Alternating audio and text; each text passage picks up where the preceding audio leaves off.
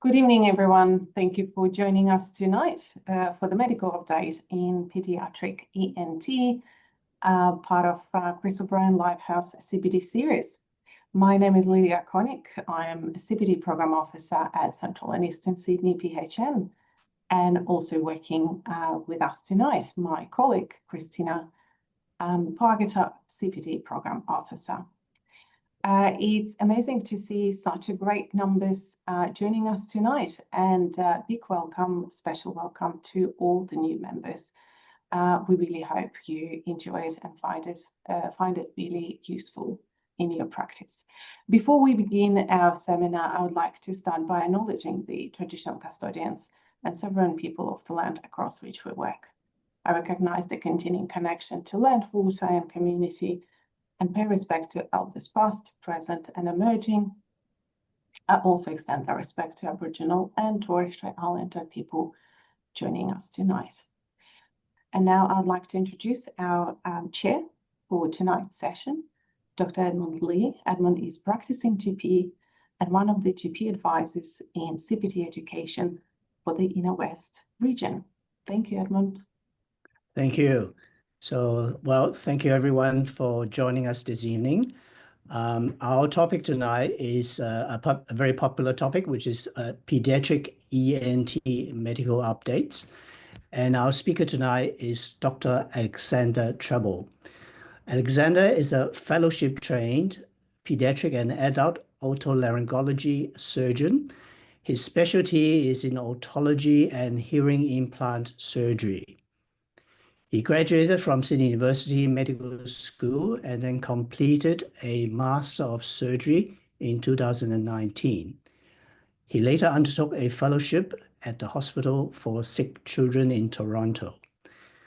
Alexander now practices in Sydney and Canberra with a particular interest in endoscopic ear surgery to minimize the incisions and pain. So please welcome Dr. Alexander Treble. Thank you. I'll just share the presentation.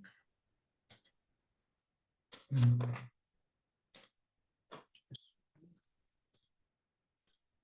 that come up?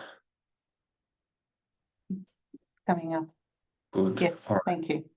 I don't, even after so many years, I don't think I'm used to Zoom presentations yet. It's kind of weird to just be sitting in a quiet room on my own talking to what feels like myself. But thank you to everyone out there who's listening, and thank you for the opportunity to come and have a chat with you all about what I consider to be the ears, nose and throat of tiny people.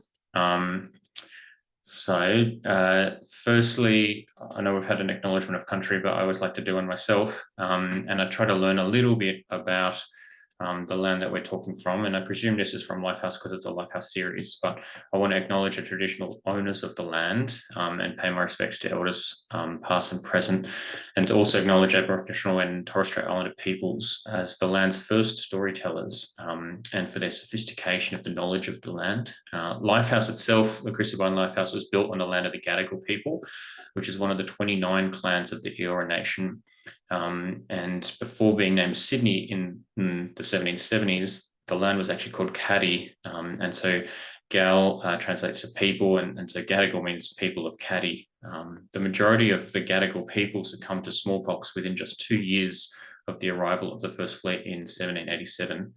And the picture to the left is actually by an artist called Geoffrey Samuel. It's a sort of cut down version of it, but I think it's very striking. And it's called Gadigal Acknowledgement Respect. It signifies to visitors that they're on Gadigal land and includes a sort of representation of the whale, which is a totem of the Gadigal people. So disclaimers for this talk: I've got no conflicts of interest. The first thing I would say is that pediatrics is 50 shades of grey. Think of it as a grey rainbow. There's very little black and white when it comes to pediatrics, and I'm sure that's not limited to just ENT. I think that, as always, whenever we listen to these things, we should try not to be overly didactic. And whilst I will try my very best to refer to the evidence base as best as I know it, it should be very important that all of pediatrics should be patient-centered care, and that shared decision-making really form the cornerstones of management. The other disclaimer is that this talk may not provide all the answers that you're hoping for, and it's probably because we don't often know all the answers. I've just come back from the European Society of Paediatric ENT meeting in Stuttgart, and honestly, the meeting was fantastic, but it raised more questions than provided answers to me. Just a quick introduction. So I think a lot of you in Central Sydney will know Andy Wills, that handsome devil on the left. He's a gentleman who is really a gentleman in the true sense of the word. He's a lovely chap and a very good ENT surgeon, and has kindly taken me on in his rooms when I got back from fellowship about 10 months ago. And so we share our rooms in Ultimo. This is what our office looks like, very pediatric focused, though I would challenge any adult to walk in here and not find something that they laugh at or smile about. And again, I think it's very important to bring this sort of thing to our practice when we're dealing with children, because to walk into a sterile office is a scary, strange place. To walk into this office is to sort of be almost amazed. There's an awful lot of coffee that goes around our office. So an overview and objectives for tonight. We're going to talk about tonsils and adenoids, one of my favorite topics in the world. And we're going to talk specifically on assessing a child with tonsil and adenoid issues, because of course every child has tonsils and adenoids. And we're also going to talk about indications for referral to an ENT surgeon, and when surgery might be considered or surgery might be indicated. We'll touch briefly on the surgery itself, and we'll also talk a little bit about postoperative management. Then we'll move on to hearing assessment in children. I'm going to talk about some of the basic hearing investigations and tests. I'm going to talk about referral options and sort of touch on rehabilitation. Then we're going to talk about otitis media, assessment and management principles. And then we're going to touch on grommets, including indications for grommets and postoperative management of grommets, things that you might see come into your GP clinics. I was asked to talk on speech difficulties, but really I think tongue tie is what I'll touch on, because most speech difficulties fall in the realm of the speech pathologist. And then I was also asked to talk on red flags, which in and of itself could be a lecture. And so I'm just going to touch on some of the things that would be worth considering. When I was thinking about doing this talk, I guess I was taking into consideration the fact that I'm not at all envious of general practitioners as a specialty, because I think the world expects everything from you.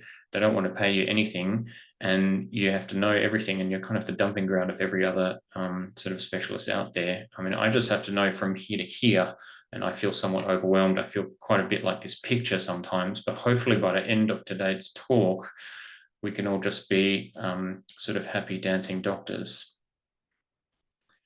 So tonsils and adenoids, here's a nice happy family of tonsils. That's what ChatGPT could come up with me when I asked it to show me a happy tonsil family. The male, or what I presume was male dad tonsil, actually had a beer in his hand. So I asked ChatGPT to remove the beer. It's amazing what it can do now. Let's talk about tonsils. So tonsils, as we refer to them, are actually the palatine or pharyngeal tonsils, and they're part of what's called Walde's ring, which is a sort of imaginary circle of tonsillar tissue at the level of the oropharynx and nasopharynx. And you can see it sort of graphically represented on the left. So they're made up of the palatine tonsils, which are those big golf balls you can see at the back of the throat sometimes. They're made up of the lingual tonsils, which sit at the back of the tongue and pretty rarely cause an issue. They're made up of the adenoids or nasopharyngeal tonsils, and they're made up of usually very small tubal tonsils, which sit over the cushion of the eustachian tube in the nasopharynx. And together, they're sort of important part of the childhood, initial immunity. And their sort of hypertrophy and then shrinkage kind of reflects the years in which they're most useful. So you can see that kind of graphically represented on the right. Tonsils are generally small at birth, same with adenoids. Adenoids have a faster growth sort of acceleration than tonsils, and tend to peak at around the age of 4 and then start to involute. Tonsils slowly increase from birth and again tend to peak at around the age of 3 to 4 and then start to involute. And by kind of around the age of 10, they're generally about as small as they're going to get. Sometimes there's a bit more shrinkage. This, of course, is standardized across the population. And every now and then you look at an adult's nose and you see giant adenoids, and it's a bit of a shock, but it definitely happens. And I think it's important to recognize this, because if you look in a baby's mouth and you see which looks like a giant tonsil, it's probably not a tonsil. It might be one of those rare oropharyngeal masses. Assessment. So I won't bore you with kind of the normal medical school stuff of history and examination. I'm going to talk about the things that interest me. So obviously the history starts with snoring. Snoring means a lot to a lot of people. Snoring can be everything from some soft or heavy breathing to open mouth breathing to snoring like a freight train. And so what I try to do is get a little bit of a feel for what is the quality of the snoring. And generally I'll ask parents, do you have to be in the same room to hear the snoring? Can you hear them from across the other side of the house? And often I'll ask about whether the neck's extended and their mouth breathing, and you can do that quite visually and go, and as soon as you do that, most parents will sort of look at that and go, yes, definitely that. I try to split mouth breathing from snoring just because they're probably slightly different entities, but that can be difficult. And then I talk about sleep. And so sleep, I think it's helpful to ask about general sleep quality, but then to try and split sleep history into what I think of as obstructive or snoring symptoms, and then behavioral symptoms. So what time does a child go to sleep? How long is sleep initiation? How often do they get up during the night? And how long does it take to get back to sleep? A child that has a sleep initiation of 90 minutes is obviously abnormal. A child who gets up multiple times at night and takes half an hour to get back to sleep is obviously abnormal. They're kind of sleep behavioral difficulties. Whereas, a child who takes 15 minutes to get to sleep and then snores all night, has a few arousals but gets back to sleep very quickly, it's a very different picture. And the reason that's important is, if a parent's very concerned about a child's sleep, but the reason they're concerned is because it takes half an hour to get them back to sleep 4 times a night, they're going to be very disappointed if I take that child's tonsils out, because it's probably not going to change that sleep behavior difficulty. The other side of it that's really important is the effect of obstructive pattern of breathing at night or snoring, and that's the daytime symptoms. So we know that sleep disorder breathing or obstructive sleep apnea can be associated with behavioral difficulties, difficulties with concentration at school, but then lots and lots of other things can cause that, including normal behavior, ADHD, neurodivergence, all those sort of things. And so again, it's just important to try and get a feel for these things. And that's difficult for you guys because you don't have a lot of time when you see these patients. Potential associations with these issues include poor growth, tonsil dysphagia. Now that's a really tricky one. And so I'll try and meet out whether it's dysphagia to big chunky solid foods, big food bolus kind of foods, or whether they're having coughing on thin fluids. That's not going to be from big tonsils. School or behavioral concerns and nocturnal enuresis. Now, a lot of these things aren't necessarily caused by tonsils, that can be associated with tonsil hypertrophy. And again, you have to be very careful when you're talking about tonsillectomy and your expectations of outcomes of surgery with regards to these factors. Sort of the red flags, I guess, are high-risk children. They include children who have bad snoring under the age of 2, children who have Down syndrome, classically, craniofacial abnormalities or neuromuscular disorders. And more we're seeing a group of obese children, and they almost have often a more adult picture of sleep apnea where, their tonsils have involuted to a degree, but actually see obesity causing an issue. One thing I'd say is that videos can really be very important in assessing the sleep and snoring of a child. And so I think that if you're not sure, it can be very helpful to ask parent if they've got a video. And if you're going to refer to an ENT surgeon, it would be extremely helpful to ask the parents to take some videos with them, because it's extremely useful. And in fact, they've done studies correlating sort of assessment of videos of children breathing, and it seems to be much better than just a history. Examination. So from the very start, I think it's important to engage the child. That's why I have a whole lot of toys in my room. You can watch the child through your history taking, even if your history is only taking a few minutes, and just look at them. Are they breathing through their mouth throughout the consultation? If they're sitting there sort of with those adenoid faces where the face is elongated, the mouth is hanging open, almost drooling, you're almost sort of putting together that picture from the start.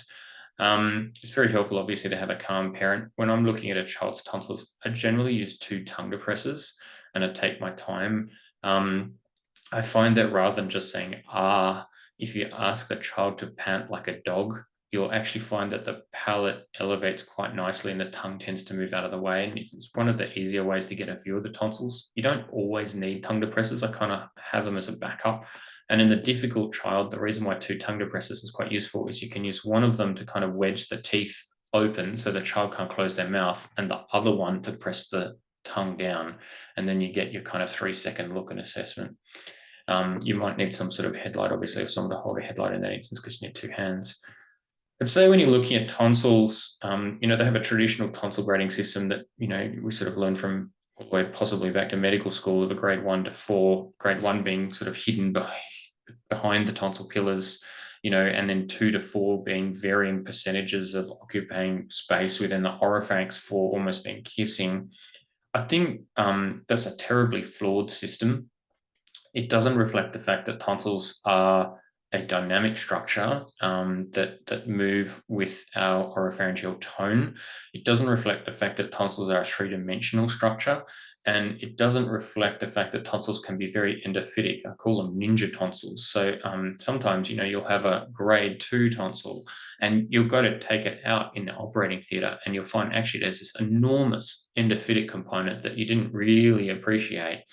And so I think tonsil grading is a very terrible sort of assessment really of tonsil size. So when I look at tonsils, what I try and get a feel of is, are they really bulky tonsils? I mean, obviously if they're a grade 4 tonsil, then they're just huge. But if they're only grade 2, and in this picture you can see, they're grade 2 to 3, but they've very clearly got a lot of bulk to them. They're pushing the anterior pillars forwards. You go, okay, this is a tonsil that could be, in your mind, impacting the amount of space in that oropharynx. In your mind's eye, when this kid relaxes when they're asleep, you could easily see these tonsils collapsing inwards and causing obstruction.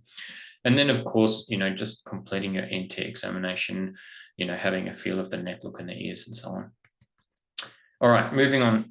Now to some of the other stuff. Indications for tonsil surgery. I use the word tonsil surgery, not tonsillectomy, deliberately, and I'll talk to that soon. But generally speaking, obstructive sleep apnea, which is about 3% of the pediatric population, the majority of which is made on a clinical diagnosis.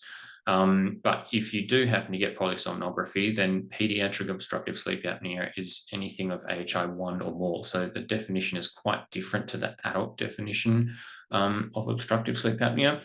And then much more commonly is what's called sleep disordered breathing, which is a spectrum of obstructed pattern sleeping breathing. And that can be up to 10% of the pediatric population, depending on what you read. And that spectrum can range from kind of snoring, being occasional regular snoring, through to an upper airway resistance syndrome where you're getting quite loud snoring. Clearly on a video, you can see an obstructed pattern of breathing without obvious apneas. Now, we know that our history is generally not great at picking obstructive sleep apnea. And I guess the question becomes, in terms of benefits of tonsil surgery, does it make a lot of difference if a child has, mild to moderate sleep apnea or whether they just have upper airway resistance syndrome? And again, I'll talk to that shortly. If you're really worried about a child, and worried would be a parent describes cyanotic episodes or regular prolonged pauses, that would be a child that I would be probably picking up the phone and calling an NT surgeon or a pediatric respiratory physician to arrange for early sleep investigation. In terms of sore throats or recurrent tonsillitis, we generally refer to something called a Paradise criteria. And so indication for tonsillectomy in this instance is described as 7 episodes of tonsillitis a year, 5 episodes for 2 years concurrently, or 3 episodes for 3 years concurrently. I don't know about you, but 7 episodes of tonsillitis a year is an awful lot if that's true bacterial tonsillitis. Now, they describe these episodes in this Paradise criteria as a sore throat plus one of the following: a temperature more than 38.2, cervical adenopathy, tonsillar exudate, or group A strep positive. This is not the next comment's not evidence-based, but more my own experience. I find that the recurrent tonsillitis, someone who has 7 episodes per year, in my experience, is more likely a chronic tonsillitis that has flare-ups. The classic is that this patient might have an upper respiratory tract infection, it rapidly becomes tonsillitis again. And on a number of occasions, I've sent those tonsils off for histopathological examination.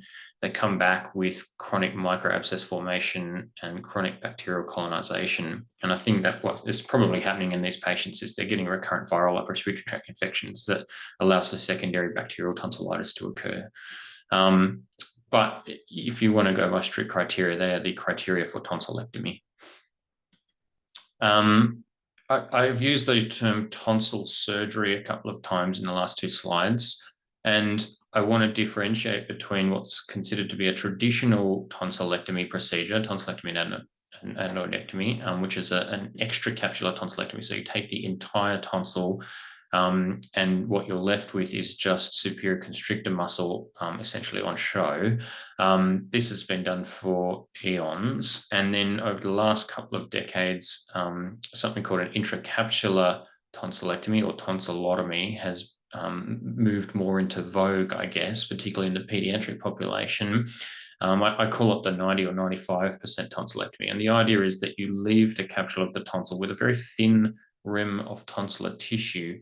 And this seems to provide an almost natural kind of bandage or barrier. And there's more studies coming out to support the use of this technique, and in particular, the one that's referenced on the right, which looked at a cohort across multiple UK hospitals of 5,500 children who underwent this procedure. And they very clearly showed lower bleeding scores, both primary, secondary, and take back to theatre, as well as lower pain scores. In my experience, these children suffer from significantly reduced pain. And, you know, pain is obviously one of the most significant morbidities of this surgery. And so a lot of paediatric ENTs are offering this in an increasing fashion. One considered downside is the potential for tonsillar regrowth, given that we're leaving some tonsil tissue. And this study again looked at that, and there was a 2.2% reoperation rate at 5 years. And one way I talk to parents about this is I describe the potential for an elective reoperation for some tonsillar regrowth, of which the rate is obviously low. But the balance is that hopefully we're avoiding an emergency surgery to deal with bleeding, which is a vastly more terrifying potential outcome. So I guess you may start to come across more and more children who've undergone this procedure. Generally, when you look in their mouth post-operatively, once they've healed up, you can't tell the difference. But in case any of you have heard of it, that's kind of what we might be talking about. I generally offer both procedures to parents. I describe the evidence and let them make the decision. Why do we operate on tonsils? This seems like a silly question, and that's why I've got the Riddler here.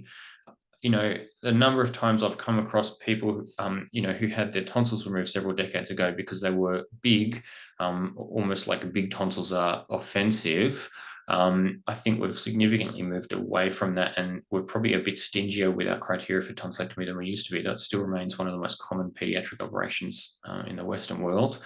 I guess, you know, we've talked about obstructive sleep apnea and sleep disordered breathing. Now, when we look at the evidence base, the two main studies that support tonsillectomy in children for these reasons are what's called the CHAT study, which looked at kids with proven obstructive sleep apnea and randomized them to a year of watchful waiting or adenotonsillectomy. And then there was the PAT study much more recently, I think that came out 2 years ago, and that looked specifically at children who either had very mild sleep apnea on the sleep study or no apnea. And so their main issue was sort of obstructive pattern of breathing and snoring. In both of these studies, despite the associations, actually there was no proven neurocognitive benefit to adenotonsillectomy. So concentration and such during the day did not improve, school performance didn't improve, but what they did show is that overall behaviour seems to improve, as well as multiple quality of life scores consistently seem to improve. Now, I think that's a fairly nebulous thing, but when you boil down to it, it did seem to result in a lot more happy parents and happy children. So again, I think it's important when we're talking about surgery to talk about what we're actually trying to achieve with our surgery. It's all good and well to understand associations between obstructive sleep apnea or sleep disordered breathing and those things we talked about in the history, but whether or not tonsillectomy actually prevents those or cures them is another question. Why else might we operate? Parents are often very concerned. It's not very nice for a parent to watch their child have apneas, and particularly if they're not sleeping and they're sitting there watching their child sort of really struggle with their breathing. Obviously, that every now and then you see a child who has severe city saturation with cyanosis. In terms of operating for children with mouth breathing, we could probably do a whole talk on that in and of itself. It's a little bit controversial. Again, we know that, you know, mouth breathing, adenoid hypertrophy, inferior turbinate hypertrophy is associated with those sort of adenoid facies and other changes, but, you know, high palate and such. But we don't know for sure that by aggressively treating these things, we necessarily prevent those craniofacial changes from occurring. It certainly doesn't reverse them. And then reduction in sore throats is more in reference to tonsillectomy. So, I think if you're pretty convinced someone's got recurrent bacterial tonsillitis, it's a very effective operation at curing that. To play devil's advocate, and yes, believe it or not, I am a surgeon and I do love operating. I'm not trying to convince everyone that they shouldn't have an operation, but it's very important to recognize the scariest thing when it comes to performing tonsillectomy on children, and that's the risk of post-tonsillectomy bleed, which, whilst it can be mild, it can also result in the picture on the right, which is absolutely terrifying and traumatic for families, and it's the thing that keeps me up at night. There was a long sort of discussion in the community about the potential increased risk of upper respiratory tract infections and lower respiratory tract infections after tonsillectomy. When a paper was released in the New England Journal of Medicine, I think it was in 2018, but that paper's essentially been debunked. It wasn't a very scientifically valid paper, and just in case your patients bring it up. Why else might you not operate? The bleeding risk is increased for recurrent tonsillitis. So normally I would quote something like a 2 to 4% rate of postoperative bleed, which is pretty high when you think about it, which drops down to about 1% or so for an intracapsular tonsillectomy. But for an adult with recurrent tonsillitis, we know that rate can go up to 10 or 15%, which is enormous, frankly. Pain is a very significant factor of morbidity after this surgery. And it's important also to talk about the rate of death, which is somewhere in the realms of 1 in 20 to 1 in 40,000. There are perioperative risks, and these can be, things you might always consider, like a general anesthetic, but not limited to that. Really can also be every now and then you meet a child who has quite a traumatic experience, or they have nightmares for a month or two after their surgery, no matter how nicely it was done on the day. Why else might you not operate? Up to 40% of children with sleep disordered breathing actually improve over time. And again, I've touched on why there's no real clear evidence of a neurocognitive benefit. So there's a lot of discussion to be had, I guess, about who the right child is to operate on in these settings. Basically, it comes down to what I started off with, which is shared decision-making. You take your history, you do your examination, you look at videos, you consider investigations if appropriate. Now, most children do not need these, but they do have a role. I think it's very important to take into account parental concern and also parental preference. Some parents are much more surgically happy. No parent wants their child to have surgery. And then other parents would prefer to avoid surgery at all costs. And I think it's very important to take that into your mindset, I guess. Post-operative management. Now, these are things you guys might come across, hopefully not too much in your clinics. So pain regimes are surgeon dependent and vary across the world, but generally revolve around regular paracetamol for the first days to a week. And if a child's really not happy with orals, never forget this can be given via the rectal route. Non-steroidal anti-inflammatories. So these were previously controversial, and a lot of, dare I say it, older ENT surgeons are still quite against NSAID use, but the American Academy of ENT Surgeons released a guideline which strongly support the use of NSAIDs. The risk of bleeding has not been shown to be increased in NSAID use. It does potentially slightly increase the volume of bleeding if a child has a bleed, but it does seem to reduce opiate use, which I think is very important. Opiates, obviously there's a concern for respiratory depression, particularly if a child is at a higher risk, so a child with trisomy 21 or neuromuscular issues for residual obstructive sleep apnea. Oral intake is probably one of the most important things, and even though a child might not eat for a day or two, it's very important to keep up their hydration. But every now and then a child doesn't manage to get anything in, and as a rule of thumb, I would say that if they don't get any oral hydration at all, for a day, or they're just looking awful, it's actually worth sending them to emergency, because in my experience, some rescue steroids and IV fluids over 24 hours can generally sort of really help them through that period. Bleeding, I've talked about already. All bleeding should be taken seriously. So anything beyond a little bit of blood-tinged saliva deserves an emergency referral interview. And I think, the reason is that a lot of these can actually represent a sentinel bleed. And so the vast majority of units will admit children, regardless of how big the bleed was, and monitor them for 24 hours. and partly because there is a potential for taking back to theatre or sometimes even a blood transfusion. I think it's important whenever you're thinking about tonsillectomy to consider how the recovery is going to go in each child's instance. So particularly, a child that may have more issues with pain than, your average child, someone who might have specific sensitivities, or an autistic child, and also the distance from care and how we're going to facilitate them remaining near sort of ENT service hospital in that post-operative period. All right, I've said a lot so far, and we're nearly at half an hour, so that's about half of where I should be, and 1 out of 5 topics, which means we're in trouble. These are my 2 boys relaxing and just generally being silly. And the reason I put it in is I can't really put pictures of other people's children, and also just to remind you to take a breather. So moving on, we're going to talk about hearing in children. This is another massive topic that I could probably talk about for hours. So excuse me for kind of racing through it. I'm going to start by talking about different investigations that we can do for hearing. More as just an outline of the different tests that are out there. We break down hearing assessments into objective and subjective or behavioural types of assessment. With regards to the objective assessment, the most common one is actually at the bottom. That's impedance audiometry, or commonly referred to as tympanometry. And what tympanometry is a measure of the reflected acoustic energy that's shot at an eardrum in the setting of a constant tone played at 226 hertz. And what that does is it gives us an estimate through this very complicated, more than my brain can sort of interpret, but compliance of the tympanic membrane. It can also estimate or measure the volume of the ear canal. And so roughly speaking, it spits out a curve, as you can see on the right, which can be type A, B, or C. Type A is at normal compliance, and you can see that in the green curve. Generally, they draw a nice grey box to make it really easy. But what you can see is that the peak is at 0 air pressure. And so that's when the tympanic membrane should be maximally compliant. You can get an AD, which is deep, or AS, shallow curve, and that may reflect a couple of different conditions, but it's generally not very diagnostic. Then you've got type B, which is the most common pathologic sort of finding you might see in children. That's a flat curve. And so what's that implying is that tympanic membrane is not very compliant. Something is impairing its compliance. And the most common pathology is, of course, fluid within the middle ear, or the other reason might be a perforation or a patent grommet in the middle ear. And so if you see a type B tympanogram, the next thing you want to just have a quick look at is the volume of the ear canal. So, generally a child's ear canal will be less than 1 cubic centimeter. And if it's kind of more like 1.5, 2 or more in terms of the volume, then that would suggest that there's a hole in the eardrum, there's some communication, and that could be a patent grommet or a perforation.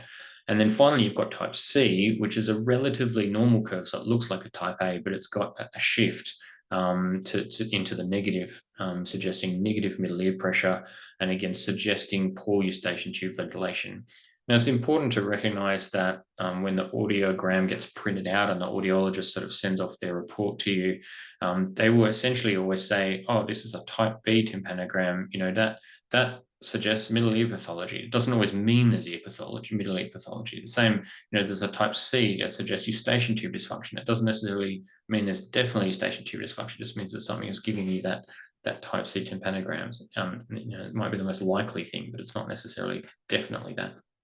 Moving on to other slightly more exotic objective tests, we've got the auditory brainstem response testing, which measures essentially the integrity of the auditory pathway to stimulus. So the electrodes are put around the cranium, and then tones are played into the ear, and the brainwaves are measured.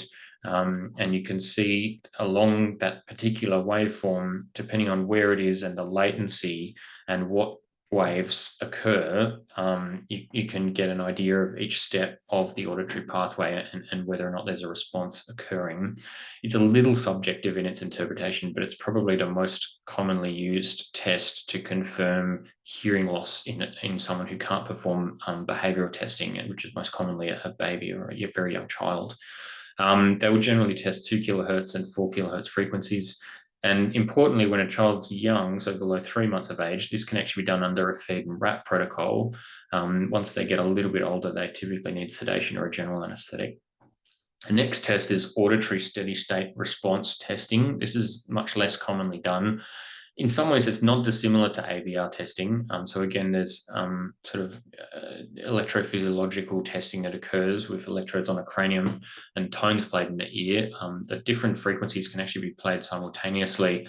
ASSR uses statistical measures to actually interpret and give a sort of estimated audiogram of what the patient might be hearing. It's not as used as ABR, even though it sounds like it might be more useful. And that's probably because ABR is very useful insofar as giving us the different measures along that auditory pathway. Much more commonly than those two is something called otoacoustic emissions, which can generally be performed by your audiologist around the corner. And that is an objective measure of outer hair cell function at different frequencies.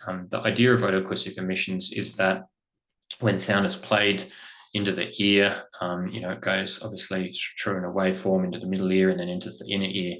Now, the inner ear, when you sort of unravel it, you've got a scala vestibuli and then a scala tympani. And so the sound enters through the foot plate and then exits through the round window niche. And that sort of exiting waveform is what's being measured, or cochlear microphonics, to estimate these otoacoustic emissions.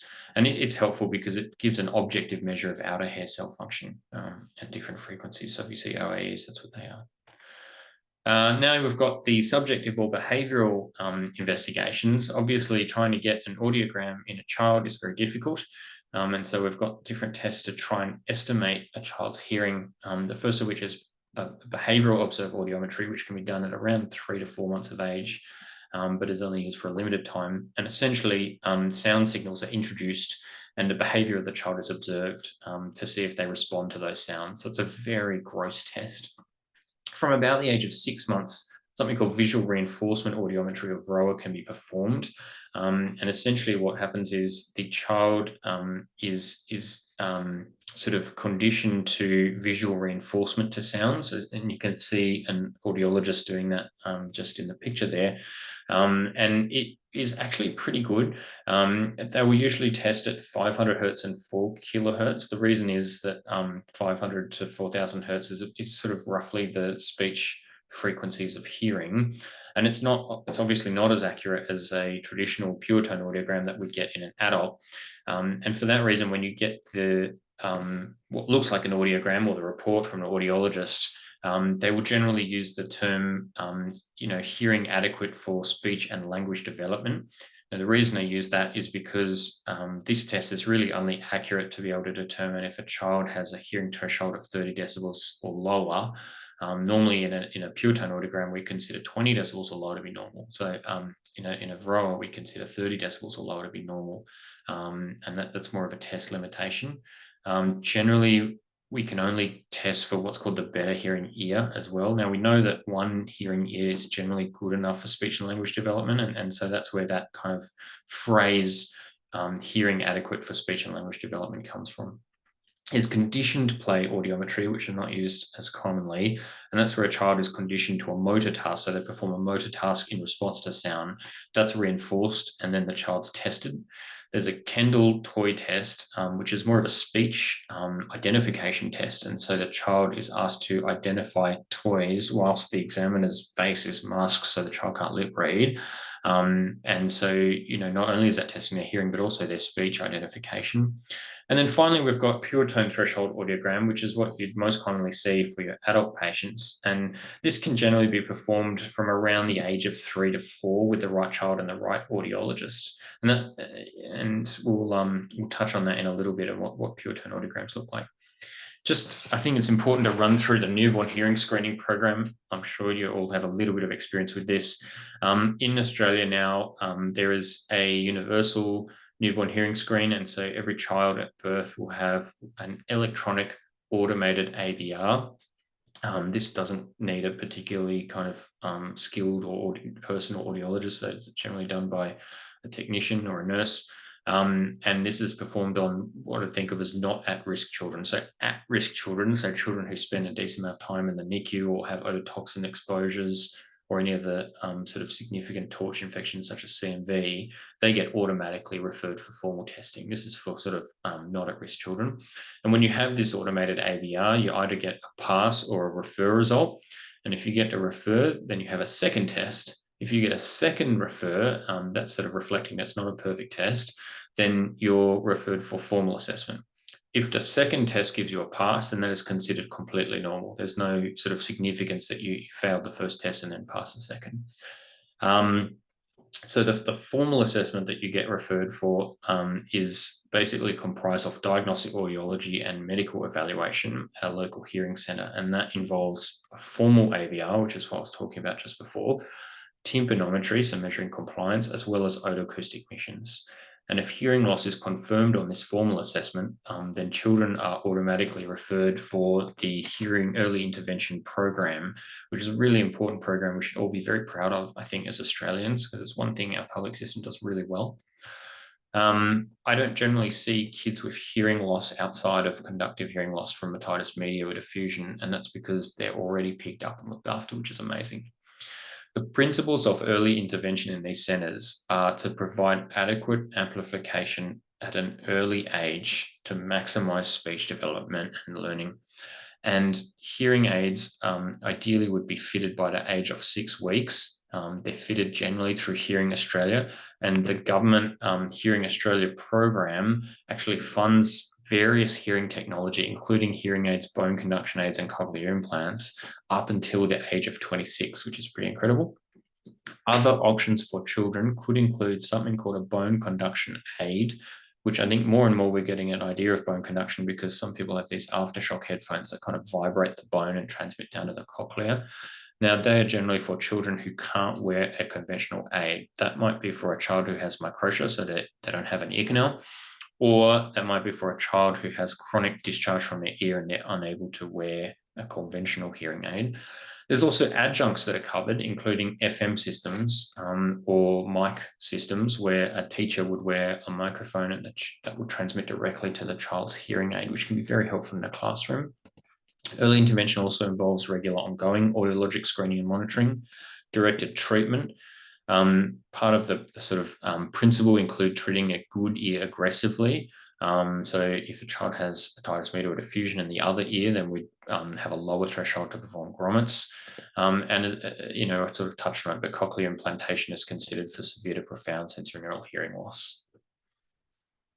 So pure tone audiograms, this is what you might see from some of your adults and definitely from your children down to around the age of 3 to 4. This is what a normal hearing test looks like. You've got a hearing level in decibels of hearing loss on the y-axis, and then you've got frequencies generally from 125 to 8,000 hertz on the x-axis. And anything above that sort of 20 line is considered normal. So people are responding at least 50% of the time to sounds in that frequency at that decibel level, and that's when it gets marked. This would be your classic audiogram for conductive hearing loss. And so you can see 2 sets of lines now, really. You've got the circles and crosses, which are the air line that's sitting down at sort of 30, 35 decibels, so sort of mild to mild moderate hearing loss. And then you've got the masked bone lines, which are the brackets at the top.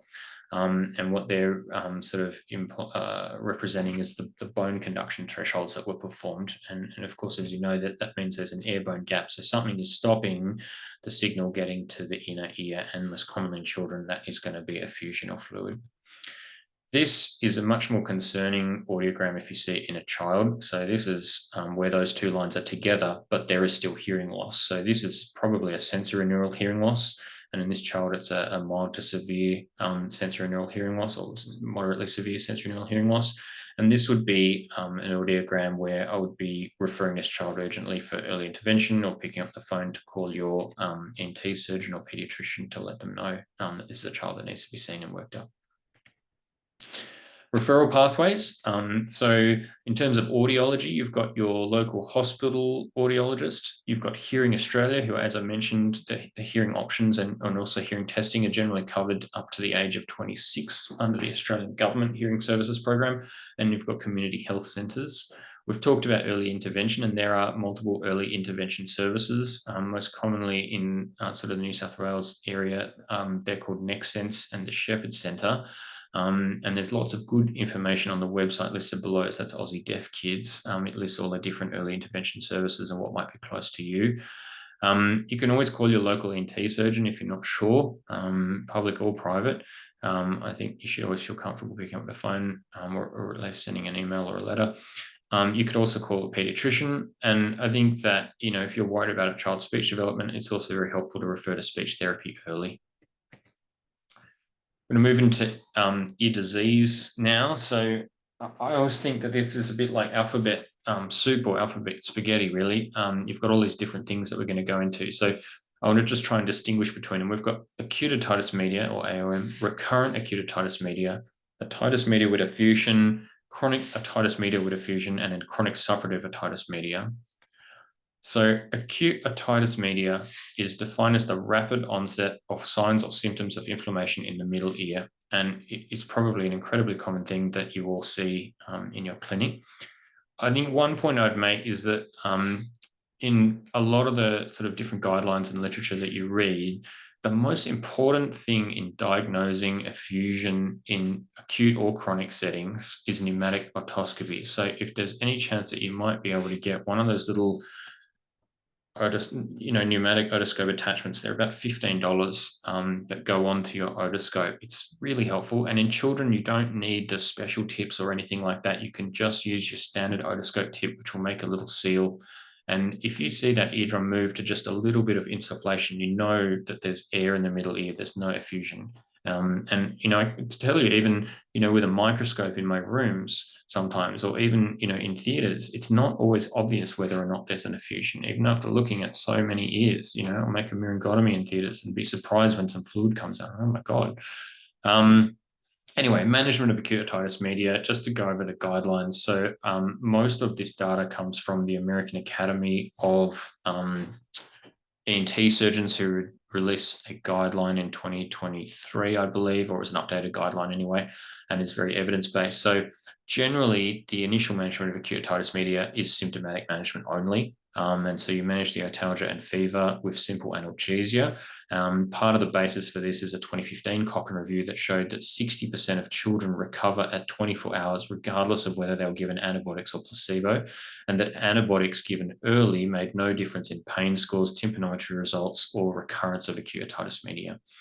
Having said that, antibiotics are indicated early for at-risk populations. That includes indigenous populations, craniofacial abnormalities, or in an only hearing ear, children under the age of 6 months, and children between 6 and 24 months if there's bilateral acute otitis media, or if there's what's called moderate to severe unilateral acute otitis media. And they define moderate to severe by moderate to severe otalgia, which is a little difficult to tell sometimes, mild otalgia, which lasts for more than 48 hours, or a fever of more than 39 degrees Celsius.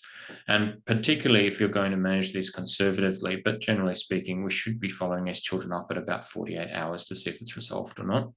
In terms of antibiotic therapy, the first line recommendation is amoxicillin, most commonly given at 15 milligrams per kilogram TDS, but can actually be given at 30 milligrams per kilogram TDS, so doubling the dose. Second line recommendation is augmented duo. And the indication for second line treatment is if there's no response to the above amoxicillin, or if the patient's had amoxicillin treatment in the last month. In terms of duration of treatment, this actually alters depending on the age of the child. So if the child is under 2, the recommendation is for 10 days of treatment, and then 7 days. And then once you get to that should say 6+ years, not days, then consider 5 to 7 days. There's been no benefit shown for use of nasal decongestant, antihistamine, or antibiotic prophylaxis in the setting of acute otitis media. In terms of prevention,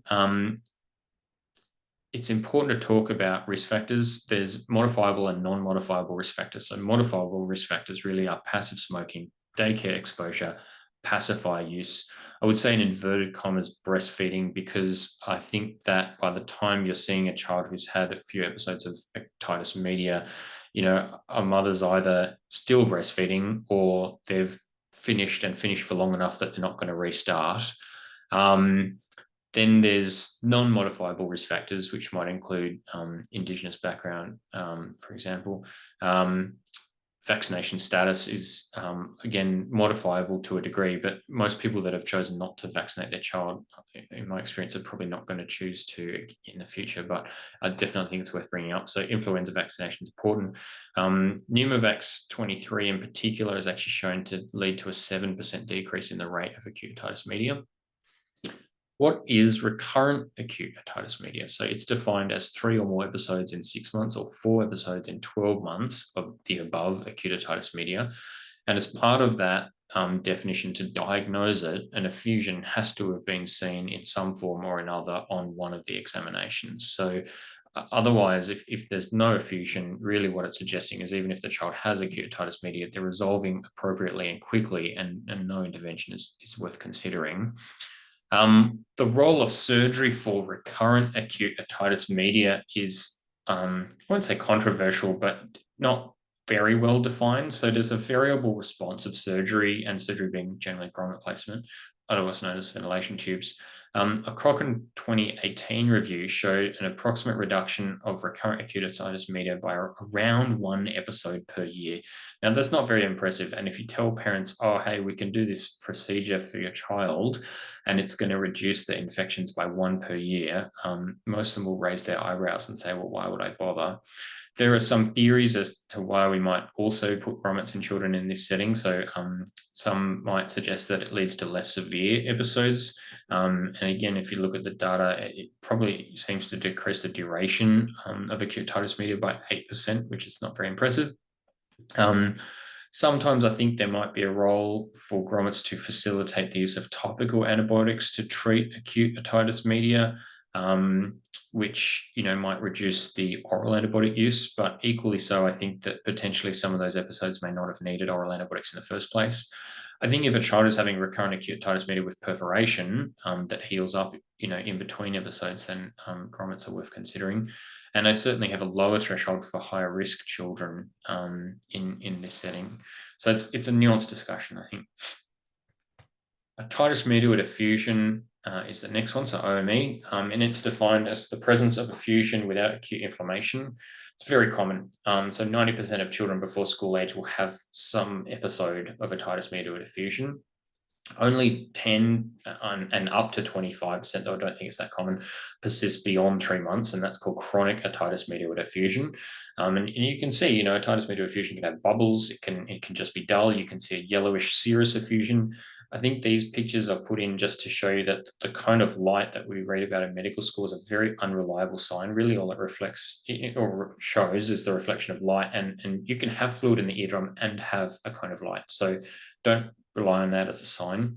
Management of otitis media with effusion almost always starts with conservative management, as long as there's no risk of sort of significant speech or language developmental issues, and that there's no severe hearing loss, as long as the hearing loss is kind of less than 40 decibels.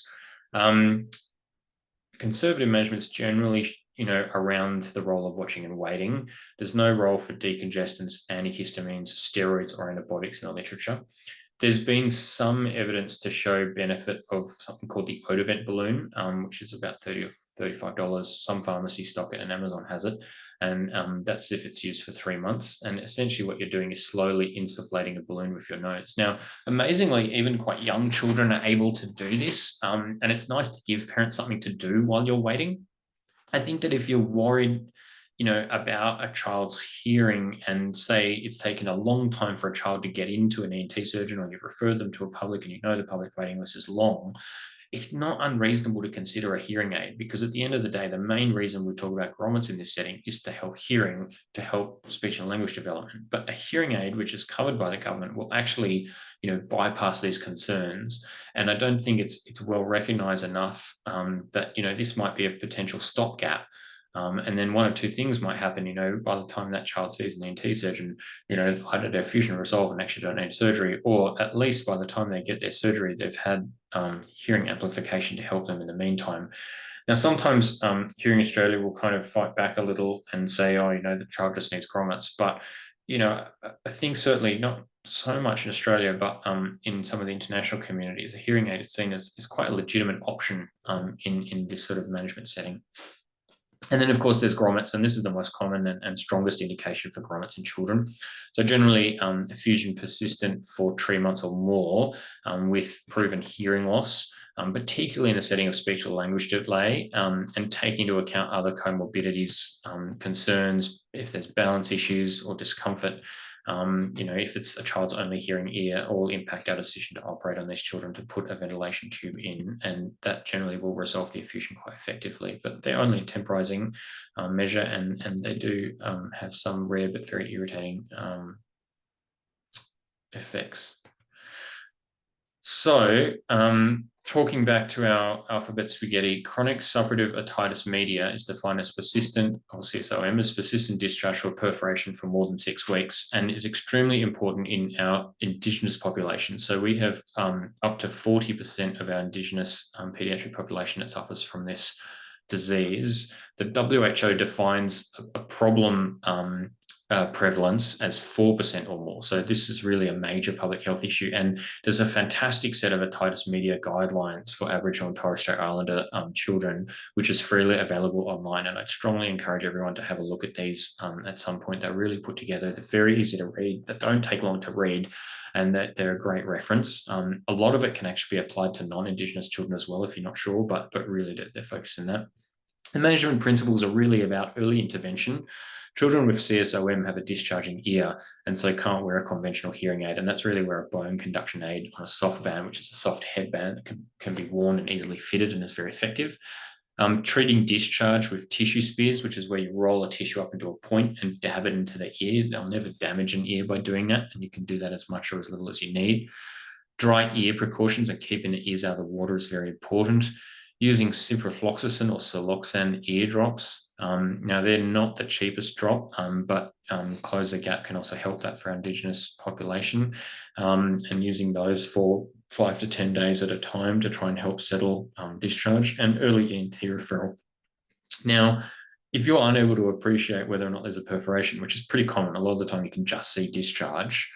The other reason for early referral is that the underlying disease process may actually be cholesteatoma. Post-operative grommet management. This can be a very bothersome set of symptoms and certainly causes me a lot of stress. So I'm going to talk about quickly the general post-operative timeframe. So most surgeons will see their patients at the 1 to 2 month mark, and then 6 monthly thereafter until the grommets have fallen out and the problem hasn't recurred.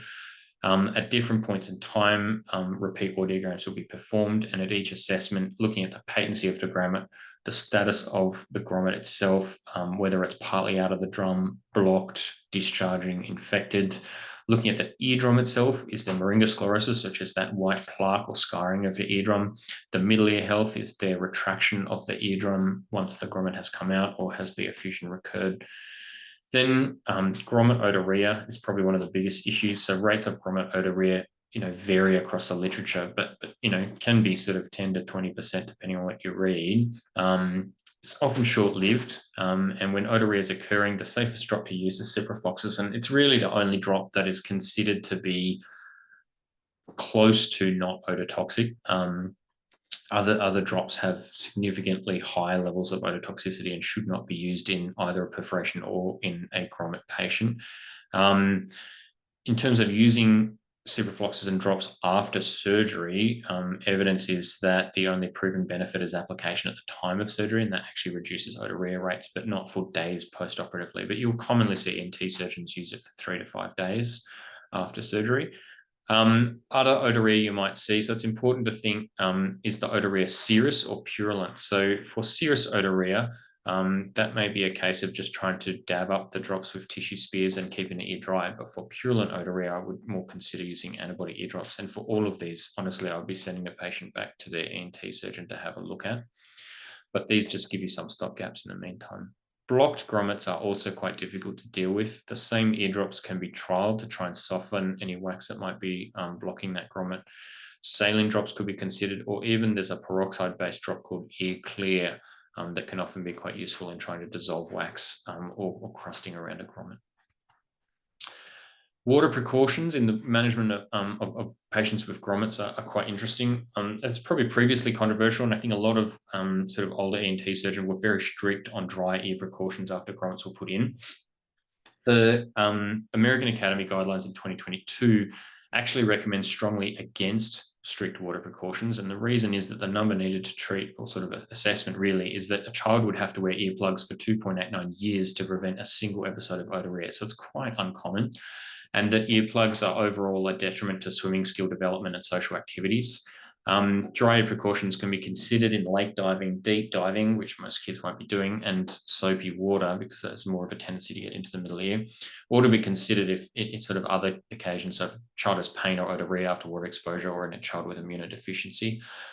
Having said that, I also think it's quite important, you know, if a family's been told by their ENT surgeon to practice strict water precautions, then it's probably better referring that family back to the ENT surgeon rather than stepping on toes and saying, well, the evidence says this or the guidelines say that, because, you know, I think there are some surgeons that will just stick to their guns despite the evidence, and that may be just some experience that they've had. Moving on now, hearing is in the past, we're going to talk about tongue tie or ankylosglossia, to use its formal term. This is a highly controversial topic, and I really just put a single slide in here, but I think it's an important thing to talk about. I know we're getting toward the end of the talk. The definition of ankylosglossia is a condition with limited tongue mobility caused by a restrictive lingual frenulum. Now, what's really interesting is that there's a Australian New Zealand ENT surgeon called Nikki Mills, who did her PhD actually in sort of lactation and looked at the lingual frenulum. And what she found is that in her cadaveric dissections, it's not actually a band of tissue. It's actually just part of the mucosa of the floor of the mouth. And the reason it forms what looks to be a band is it's purely that mucosa under tension. And so the concept of dividing a fibrous band is probably a bit outdated, really. Again, you know, previously people have referred to anterior and posterior tongue ties, and generally that I think has been abandoned in the literature. A posterior tongue tie is something I've always found very difficult to find a definition of. I mean, it seems to be a tongue tie that is not visually apparent, so you can feel it, and it's attaching to the back end of the tongue. I think that's very hard to diagnose. A child, when I'm looking at tongue ties, generally sort of screaming and moving around the place. There is a lack of standardized definition. There is a grading system, but I don't think anyone generally uses it. And also it's very hard to measure these things in an awake child. Tongue ties are estimated to be in 3 to 10% of the population. And what's really important is that when you look at the literature, it extremely rarely affects speech. So, you know, often I've seen speech pathology reports that, you know, that the speech is being restricted by a tongue tie, but actually there's good literature that shows that really speech is not significantly impacted by a tongue tie, and that the rest of the tongue and the oral cavity is able to accommodate. And so that really shouldn't be a strong indication for frenulotomy. The main indication is issues with breastfeeding. So persistent nipple pain with nursing, irritation of the nipple, shallow or poor latch.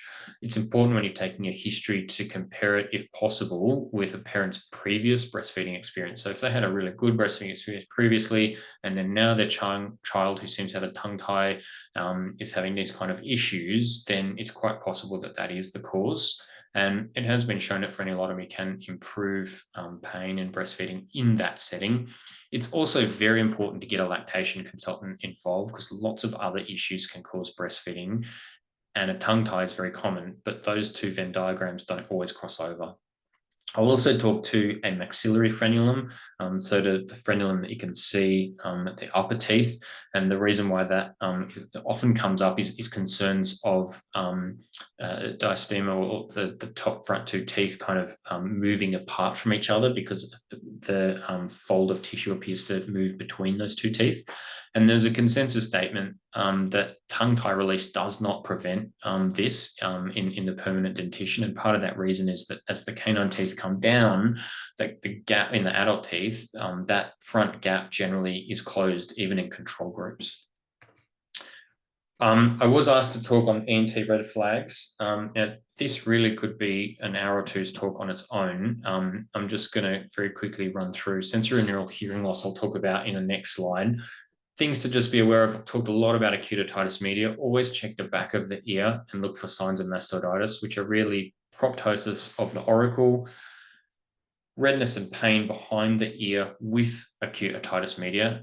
Always remembering that otitis externa, so inflammation within the external ear canal, will usually give pain behind the ear. And early referral to emergency for these things, I think, is important. Stridor, so, we've talked about snoring, and again, it's very important to check with parents that sometimes they might use the word snoring or heavy breathing, and actually they're misidentifying stridor, which is obviously a very, very different symptom and should be, addressed and considered. Cyanosis, so again, I touched on it when we talked about snoring, but, that's one of my main red flags. If a child gets cyanotic, that's very abnormal and should be urgently referred for assessment, even if it means going to emergency. Failure to thrive in most of these conditions is very concerning. In the setting of any ENT infection, particularly sort of upper respiratory tract infection, sinusitis, periorbital cellulitis is definitely worth referring to emergency. That can be quite difficult to assess. The severity of which, it's obvious if they've got periorbital cellulitis, but that can range from simple preseptal cellulitis all the way through to cavernous sinus thrombosis. And so I think they are definitely worth sending to emergency. Speech delay with any hearing loss association is a big concern. When you're looking at tonsillitis, quinsy or peritonsillar abscess, it is worth referring. Now, that can sometimes be a little difficult to assess.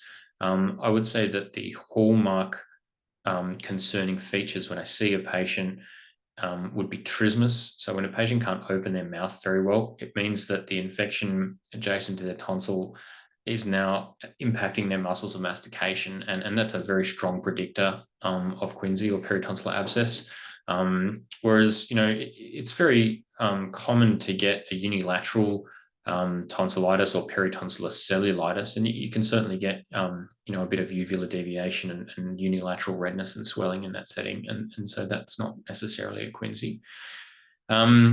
This isn't a red flag, but more of a comment. When to refer, I think it's very helpful, and hopefully from this talk today, you guys have an idea of when I might want to operate on someone. And the reason why that's important is because I think if you want to refer to ENT, it's either because you're concerned, because there's red flags, or because you think someone might need an operation. And so if you are starting to now understand why I operate on people, then it becomes quite apparent as to why you might refer someone to an ENT surgeon. And also ask yourself the question, what can you do whilst you're waiting? So whether you refer to a private ENT surgeon or a public system on a wait list, invariably, I have no doubt that some of you have patients come back to you very stressed about the wait time and think, what could I do while this patient is waiting?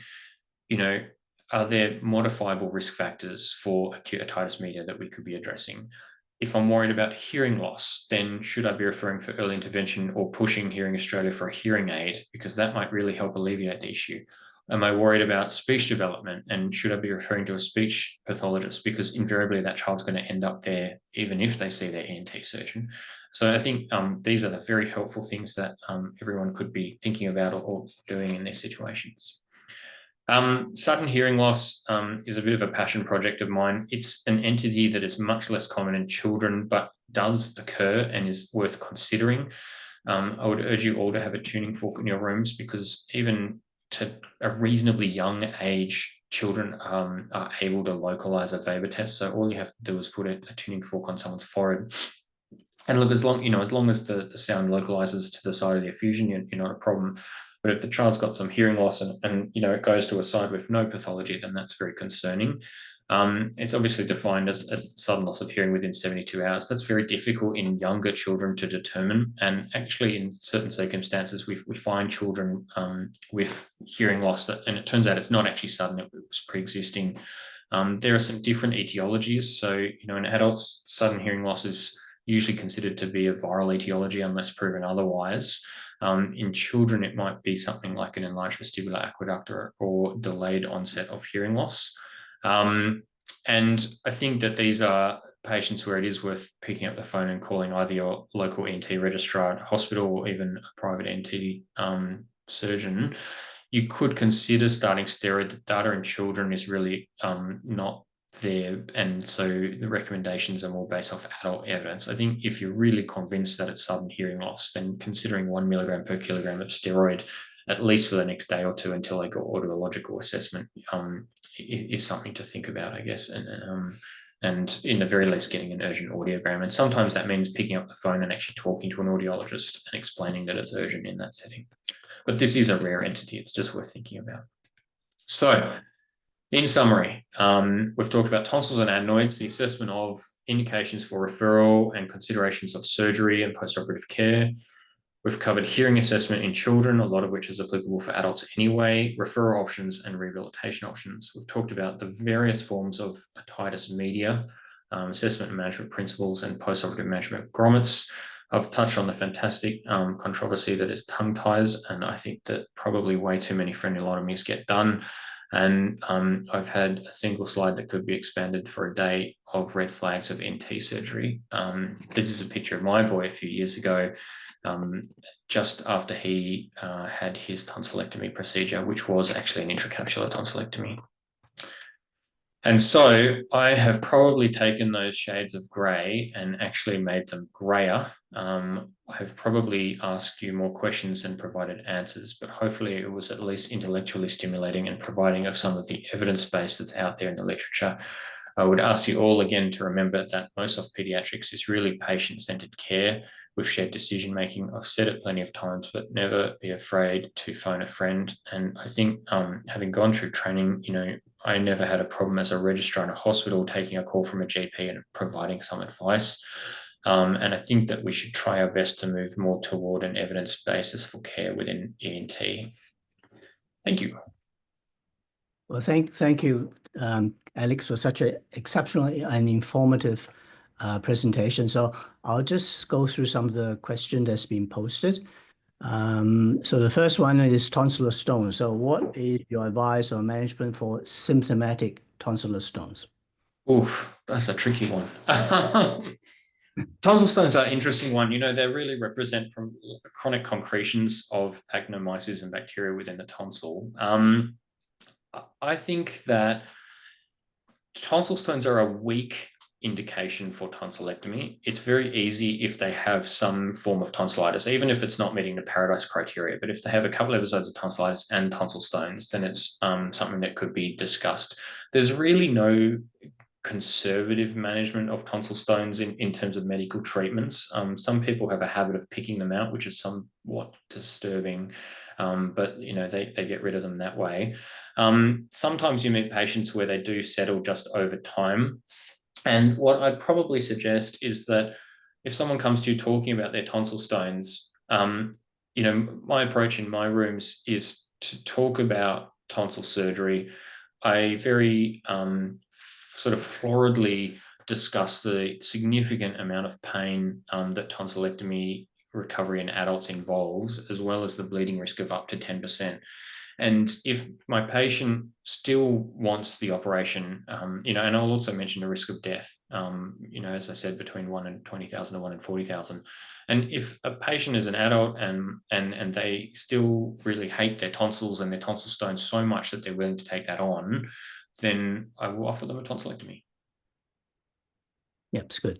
So next question is, basically whether you have some shortcut or answer to getting a hearing test in toddlers, and also to try and get a sleep study through a public system, especially. So obviously, these are good questions. Believe it or not, I often struggle with the same issues. In fact, I struggle with the same issues a lot of the time. I'd say that hearing tests in a toddler, it depends if it's urgent or not. So referring to Hearing Australia, any private audiologist obviously helps time-wise, and there's particular private audiology institutions that are happy to do kids. So just that's one example, and full disclaimer on this one, I work with Broadway Audiology, but Broadway Audiology do an excellent set of pediatric tests, and I find them to be quite a sort of ethical group of audiologists.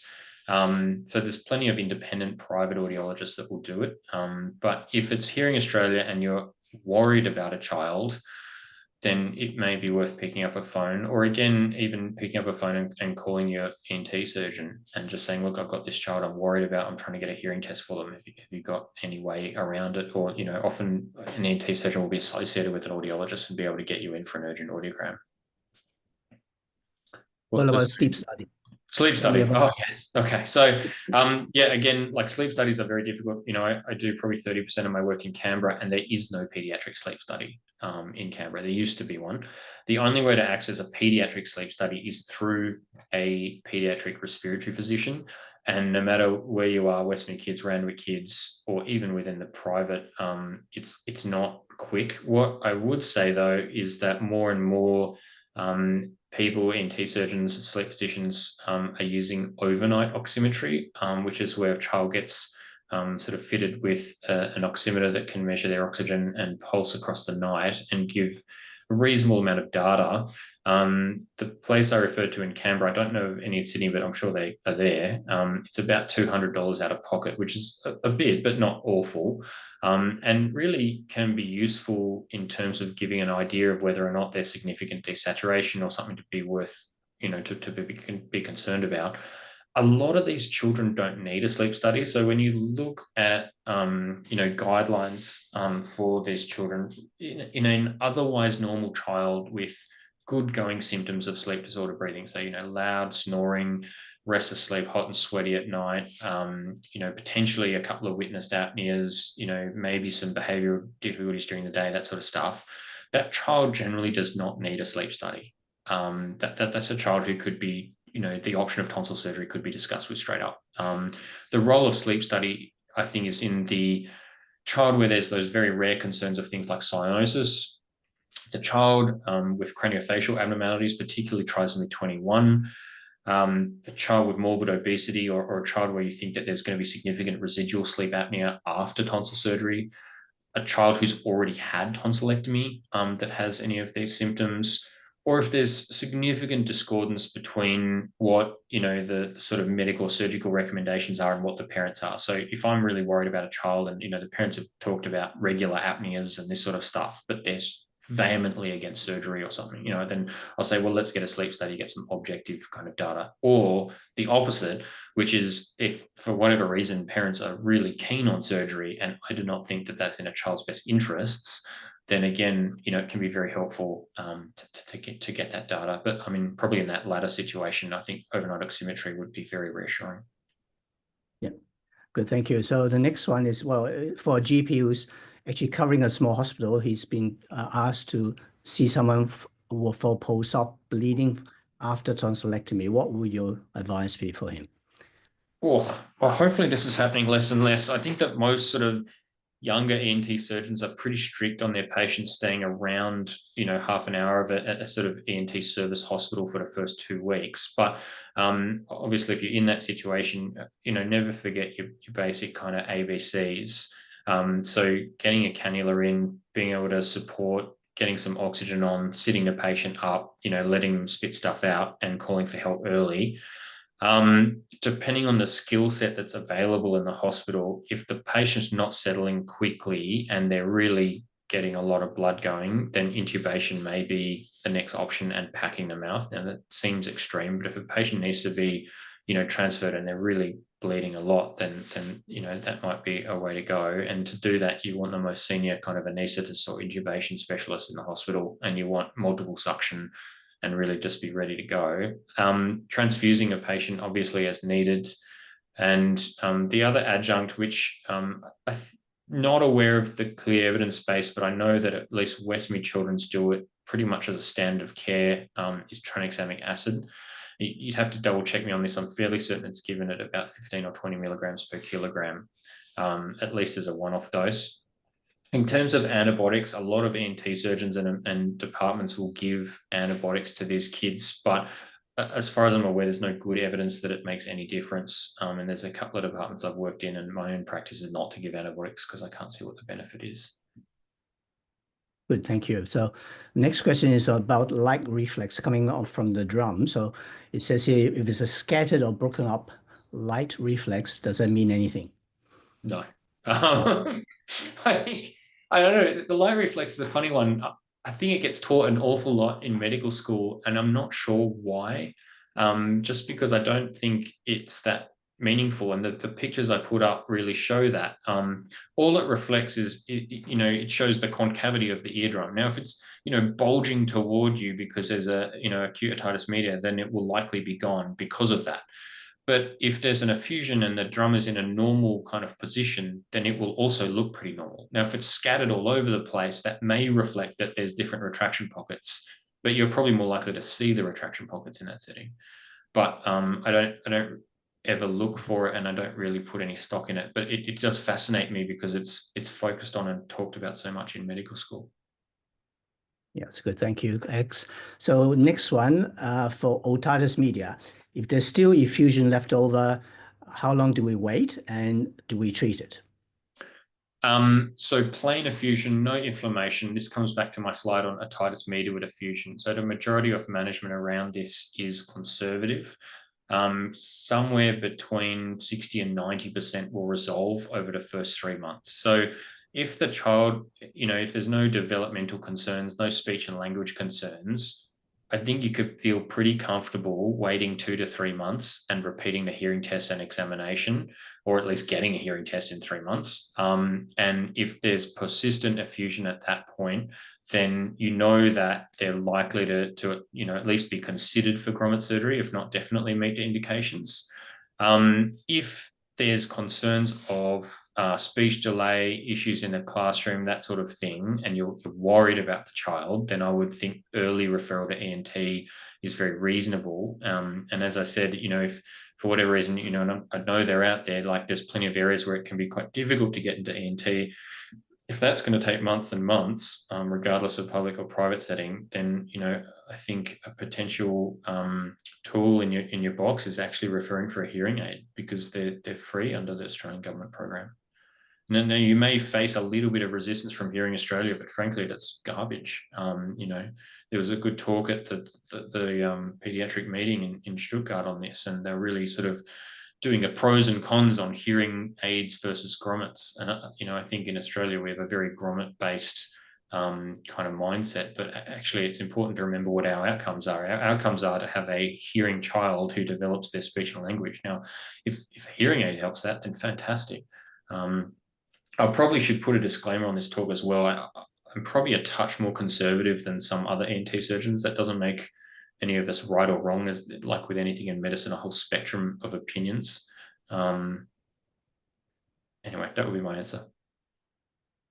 Good, thank you. So next one is otitis externa. So obviously before they get to you, for treatment by a GP, what will be the advice and what treatment would you suggest? Yeah, certainly. I mean, it's funnily enough, you don't see it very much in children. You see it occasionally. But I mean, just generally speaking, I guess for adults, I think that early application of antibiotic ear drops is the most important thing, I think. And, presuming it's a fairly typical appearing otitis externa, then ciprofloxacin ear drops with steroid, so hydrocortisone, Cipro HC, or Sofradex, which essentially has antibiotic and steroid as well, is very helpful. The most common, like 90% of the time, the bug is Pseudomonas. And the steroid really is to reduce the inflammation, which can quite a lot help with the pain. Treating the pain appropriately, because that's usually the main issue in acute otitis externa, can be very painful for patients.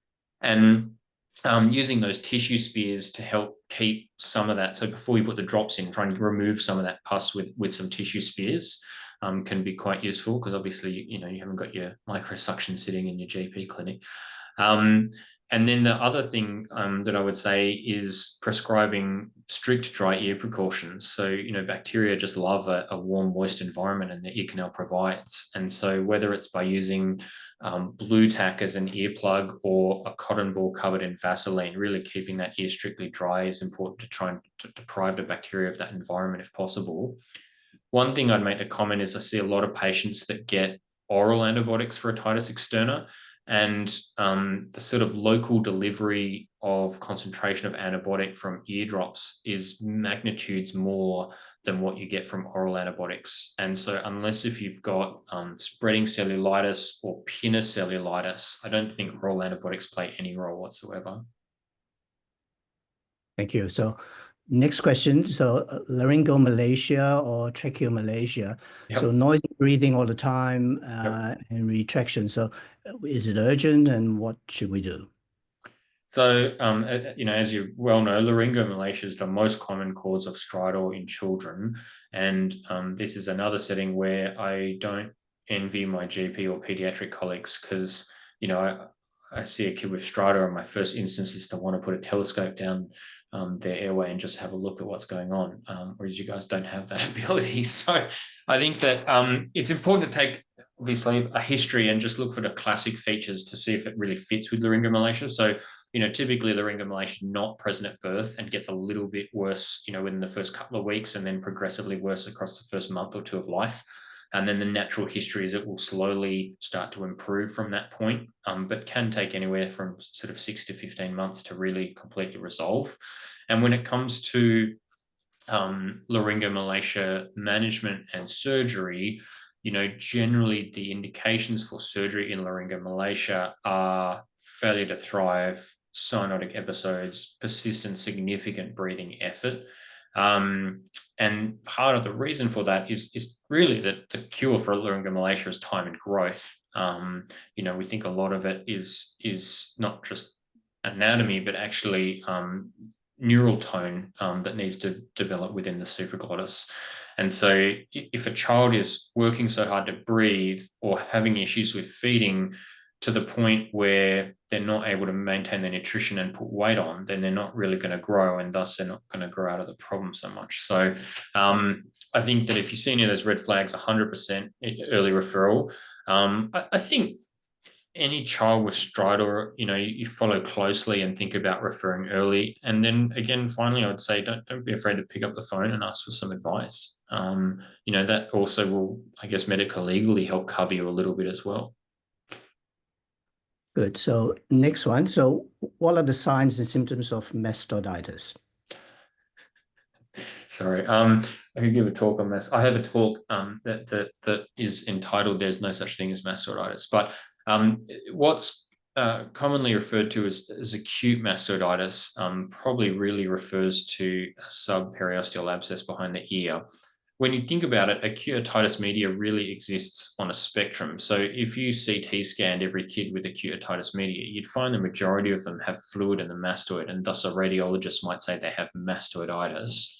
But what we kind of clinically refer to as mastoiditis is where you see that acute otitis media with an associated erythema, fluctuance, pain behind the ear, and typically you get proptosis of the pinna, so the pinna is kind of pushed forwards a bit, or some combination of those. Now, as part of that spectrum, you should also be considering complications of mastoiditis, or really complications of acute otitis media, and then include extracranial complications, so facial nerve palsy, abscess that extends down into the neck called a Bezold or a Lux abscess, or intracranial complications, which could include meningitis or intracranial abscess. So doing a sort of quick overview of a neurologic examination is very important. Thank you. So I think we only have time for one more question. So I have to actually pick one from the remaining list. I would say, okay, so large tonsil on one side in a teenager, would you consider lymphoma? Again, these are really good questions. I battle with this a little bit. I think that it would depend on the quality of the tonsil. I certainly think it would be worth a referral to ENT, and it would be worth reviewing in a timely fashion. My approach to this kid would be to have a good examination of the neck and rest of the body and see if there's any evidence of lymph nodes anywhere else. To look at the tonsil and see if, how much is the asymmetry, and does the tonsil itself look abnormal? If it was sort of mild to moderate asymmetry and the tonsil looked pretty normal and there was no other examination findings, then potentially I would just follow that child for a short period of time. I would discuss the role of potential imaging like a CT scan. And if that grew, or if there are any other concerning features, then at that point I'd consider tonsillectomy. That's good. Well, thank you so much for your time and for giving the presentation.